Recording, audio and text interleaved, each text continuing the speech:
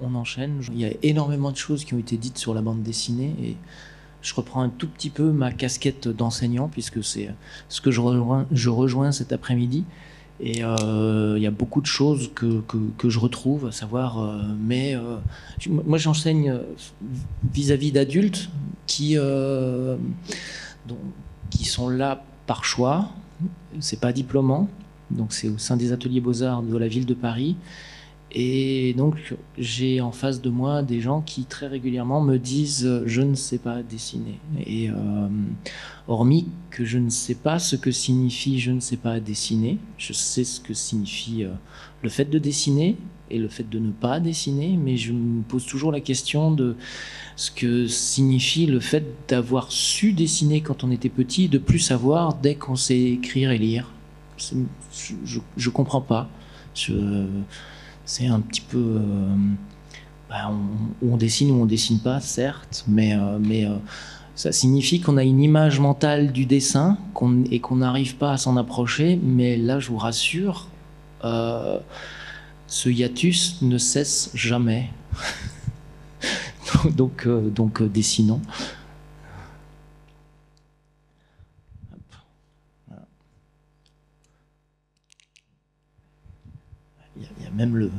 J'ai même dessiné le renouvellement de la convention.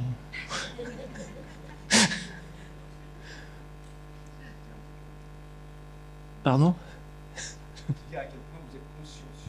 Oui, c'est ça. Donc on arrive à aujourd'hui. J'ai bien aimé ce matin aussi un certain nombre d'interrogations sur ce qui fait bande dessinée, à savoir les questions du cadre, les questions de ce qui se passe entre les cases. Là, vous remarquerez que ça s'apparente à de la bande dessinée, ce sont des notes dessinées, il n'y a pas de cases. Et pourtant, j'essaye de séquencer de telle façon à ce que une lecture se fasse entre cette absence de cases. Donc il y a des cases même quand il n'y a pas de cases. Un truc aussi, c'est... Alors là, je suis obligé d'arrêter mon dessin. J'ai peu de temps. Et je suis obligé aussi d'arrêter mon dessin pour réorganiser une page très vite. Une remarque aussi, c'est que le cadre... Je vous donne un petit truc. En bande dessinée, tout ce qui est hors champ est bien dessiné. C'est tout bête, mais si maintenant vous avez des problèmes avec les mains et que vous faites un gros plan sur un visage qui est en train et on entend sors les mains de tes poches, et ben nous mentalement on va évidemment concevoir que ce personnage a des mains et qu'il faut qu'il les sorte de ses poches. Et elles seront dans le même style que ce visage qu'on arrive bien à dessiner. Donc il y a comme ça des petits moyens de s'en sortir. Et c'est une vraie remarque, hein. C'est pas qu'une boutade. Tout ce qui est hors champ est bien dessiné. C'est un truc qui est utilisé dans la bande dessinée, c'est classique. Justin, tu montrais les erreurs... Non, pardon, c'était Philippe qui montrait les erreurs de Van der Steen, par exemple. Mais il y a l'effort de mettre en scène, il y a vraiment ça, mais il y a aussi des moyens d'arriver à des échappatoires. Et j'ai souvenir de certaines bandes dessinées classiques des années 50 où on se disait, mais il nous fait voyager en Inde à New Delhi et il a juste une pauvre photo et après c'est des gros plans, quoi. Oui, mais le lecteur, il embraye. Il conçoit, on peut aussi tabler sur son imaginaire.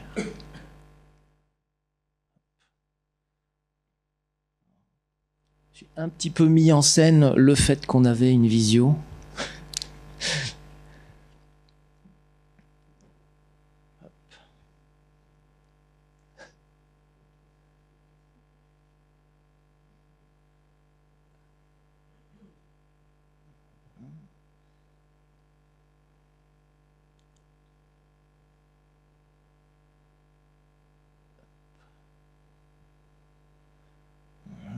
Moi, je peux continuer dans mon exercice d'admiration par rapport à ce que propose Dominique, parce que je trouve que, j'essaie de lui, je pense quand même que le fait qu'il dessine l'aide beaucoup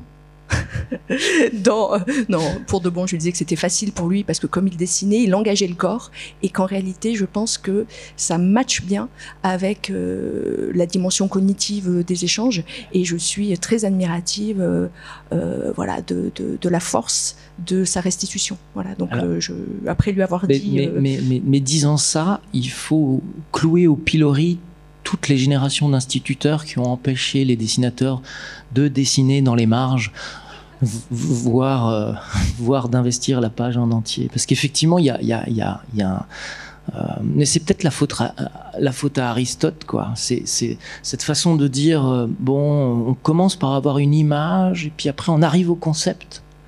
C'est une hiérarchisation fausse, dont vous faites tous l'expérience. Et donc il faut en revenir à, je veux pas dire en même temps, mais quand même, quoi. Oui, je crois que les exemples l'ont bien montré.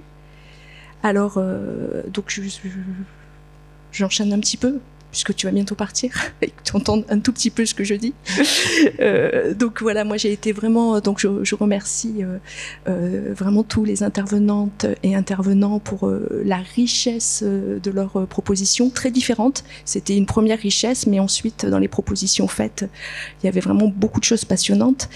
Les questions d'Olivier sont allées dans ce sens, c'est-à-dire du côté vraiment de l'innovation pédagogique. Ce que j'ai trouvé vraiment intéressant, c'est de voir comment des contextes difficiles l'avaient rendu possible. Donc bon, ça c'est les petites parties positives du confinement, mais bon voilà. Mais ce qui est intéressant, c'est de voir que ce soit aussi pour le dispositif ou ici, la première chose qui est faite, c'est qu'une fois qu'on a un dispositif comme ça dont on peut mesurer la richesse, c'est d'avoir envie de l'élargir. Donc on est bien ici dans une des valeurs fortes des établissements publics de plus en plus, il y a la valeur d'inclusivité et on voit bien qu'en réalité quand on propose un dispositif innovant en pensant à un public plus spécifique en lien avec des difficultés, en réalité ça va pouvoir nourrir tout le monde. Donc ça, c'est vraiment la première chose qui m'a marqué. Ce que j'ai beaucoup aimé, alors on l'avait déjà un petit peu avec les interventions d'hier, et je sais que Viviane Allary en particulier l'avait noté, c'est-à-dire que le fait qu'elle s'était prêtée au jeu en ne dessinant pas elle-même. Et voilà, donc ce que j'ai vraiment apprécié dans la mise en commun qui a été faite, c'est cette notion d'humilité dans la démarche des apprenants. Donc on voit bien que ça a été très théorisé par notre collègue à distance, justement en lien avec tout ce qui peut être théorisé en sociaux. Et donc on voit que ça va favoriser tout ce qui est horizontalité des échanges, tout ce qui va être aussi transmission de pair à pair. Donc ça, c'est vraiment quelque chose, je crois, d'essentiel.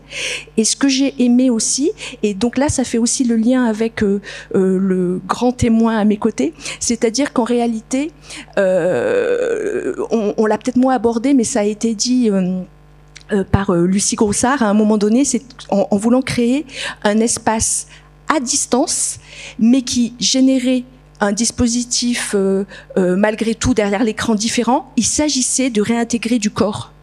Et je pense que dans le dessin, dans cette mise en récit spécifique texte-image, il y a ce rapport au corps. Donc là, moi, par exemple, pour prendre mes notes, en sachant que je devais jouer ce rôle qui est pas fréquent pour moi, j'ai pas pris mes notes à l'ordi, j'avais besoin de passer par l'écriture du corps, et voilà, donc on sait bien qu'entre l'écriture et l'image, il y a tous ces liens-là. Je pense que là, il y a quelque chose d'intéressant.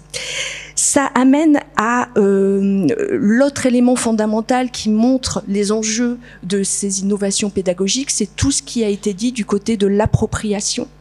On voit bien que à un moment donné, il y a des concepts, il y a une exigence des concepts, ou alors un protocole de TP à connaître, l'histoire de l'art, ou quelque chose de thématique très précis à restituer. Mais en réalité, on voit bien que la mise en récit texte-image va amener une appropriation totalement personnelle, qui va favoriser l'apprentissage au long cours. Là, il y a la question de rythme que je trouve intéressante, qui a été évoquée aussi par Corinne Faucheux de manière spécifique, puisqu'elle a parlé du rythme de l'apprenant, qui pouvait revenir sur la lecture. Mais en réalité, on voit que cette question du rythme, elle va être fondamentale aussi pour le créateur, la créatrice de BD. Alors je le prends évidemment pas dans la même manière, mais on voit bien qu'il va y avoir dans la mise en image, dans la mise en récit, cette sélection des données et donc cette question de découpage qui va être essentielle. Alors, on regarde un petit peu la montre, désolé. Donc, en fait, je trouvais que c'était ça qui était vraiment intéressant, c'est-à-dire que au départ, la bande dessinée, elle peut être utilisée pour des raisons qui semblent au départ d'accessibilité, de lisibilité, de facilité, de dimension ludique, alors qu'en réalité, on a vu à quel point c'était un objet complexe. Et qui peut assumer sa complexité. Donc là, on rejoint l'innovation pédagogique aussi, puisque finalement, la question des erreurs dans le processus aussi va être quelque chose d'important, et on voit bien qu'on va être dans ce type d'apprentissage par l'erreur que la bande dessinée va permettre de montrer, puisque ce qui est intéressant avec en plus ce que tu viens de dire, c'est-à-dire qu'en réalité, on peut exploiter les erreurs. Thomas Véry l'a dit hier pour sa bande dessinée, mais en réalité, dans tout ce processus d'apprentissage aussi, on peut le voir. En plus, les frontières de la bande dessinée sont assez poreuses, et moi je ne sais pas où commence, ni dans le temps, ni dans l'espace, et où finit la bande dessinée. Et c'est vrai que si on regarde le travail d'un graphiste comme Pierre Faucheux, qui met en scène du théâtre, pour ceux qui veulent voir les épiphanies de Pichette, eh ben, il y a certaines pages où je me dis mais c'est de la bande dessinée dans la façon dont il articule d'un coup un dialogue en l'associant à un logo, où il y a une façon de rythmer aussi la page, et depuis toujours, même pour les publications scientifiques, il y a un graphiste qui intervient pour rendre lisible et la bande dessinée, eh ben, à voir aussi avec ce travail de lisibilisation, de facilitation, et donc c'est un pas supplémentaire. En fait, c'est toute la question de la cohérence d'un propos qu'on souhaite tenir, c'est-à-dire une espèce d'adéquation entre forme et fond, mais voilà, comment à chaque fois finalement les choses vont être maîtrisées dans le propos. Et j'ai beaucoup aimé, ça a été dit plusieurs fois aussi, mais comment finalement c'est cette interface entre l'auteur, l'autrice, et d'autre part le lecteur, la lectrice, cette intelligence-là, et laisser la place à l'imaginaire, à la réception de l'autre, et ce qui est voilà, quelque chose dans un discours, dans une communication absolument essentielle.